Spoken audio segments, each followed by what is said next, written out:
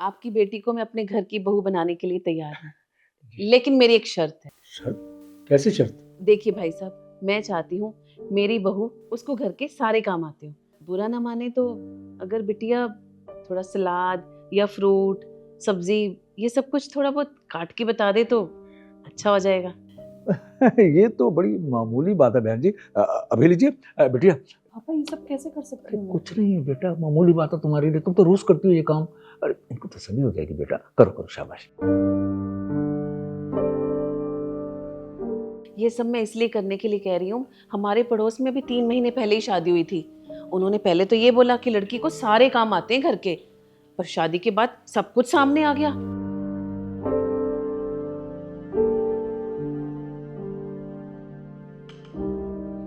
चलो, ये तो हो गई घर के काम की बात। अब आते हैं मुद्दे पे। मुद्दा?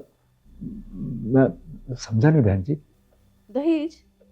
दहेज? पापा हमें कोई दहेज नहीं देना इनको। कोई बात नहीं बेटा, चुप रहो, मैं सब देख लूंगा, घबराओ मत। मम्मी दहेज क्यों लेना? बस तू चुप कर। तुझे लड़की पसंद है ना? तुझे क्या पता दुनियादारी का? मैं सब जानती हूँ। ये आगे तेरी जिंदगी का सवाल है। चुप कर जा तू। ठीक है आंटी जी, हम लोग आप लोगों को दहेज देने को रेडी हैं एकदम। इनफैक्ट जितना दहेज आप लोग बोल रहे हैं उससे डबल दहेज देंगे आप लोगों को। लेकिन अब जैसी उम्मीदें आप लोगों को मुझसे थी कि मुझे घर के सारे काम आने चाहिए, वैसे ही उम्मीद मुझे अपने हस्बैंड से भी है कि इनको भी घर के सारे काम आने चाहिए। 1 मिनट, मेरा बेटा क्यों करेगा सारे काम?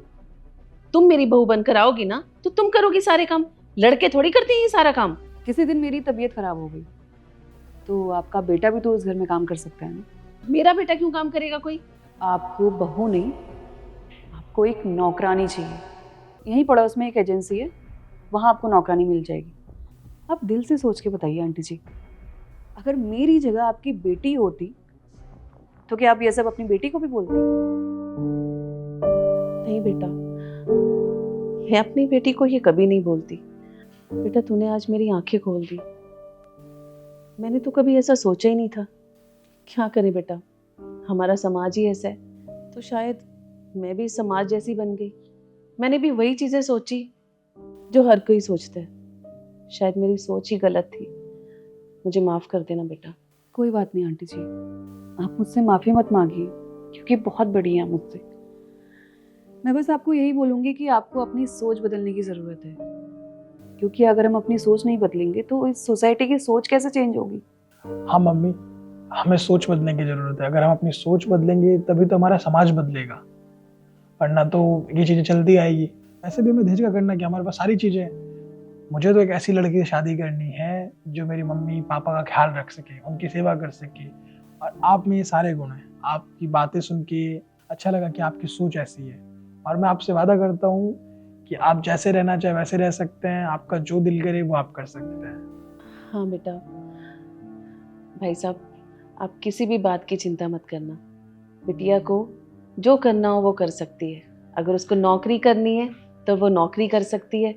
उस पर कोई भी बंदिश नहीं है हमारी तरफ से। वैसे भी मम्मी जी, मुझे घर के काम करने में कोई दिक्कत नहीं है, क्योंकि बहू का तो फर्ज होता है ना घर को संभालना। आपकी मैं पूरी मदद करूंगा हर काम में। क्योंकि घर का काम ऐसा जरूरी नहीं है कि वाइफ ही करे, कोई भी कर सकता है। घर के काम तो घर के काम होते हैं, चाहे हस्बैंड करे चाहे वाइफ करे। और मेरे ख्याल से तो मिलके करना चाहिए, क्योंकि जब तक परिवार साथ रहेगा मिलकर, तभी तो परिवार मजबूत रहेगा। और परिवार का मजबूत रहना बहुत जरूरी है। हमारी तरफ से ये रिश्ता पक्का। हाँ जी, आपका बहुत बहुत शुक्रिया। और अब लीजिए, ये मुंह मीठा कीजिए। ये तो खुशखबरी की बात है, कीजिए कीजिए, मुंह मीठा कीजिए, खाइए।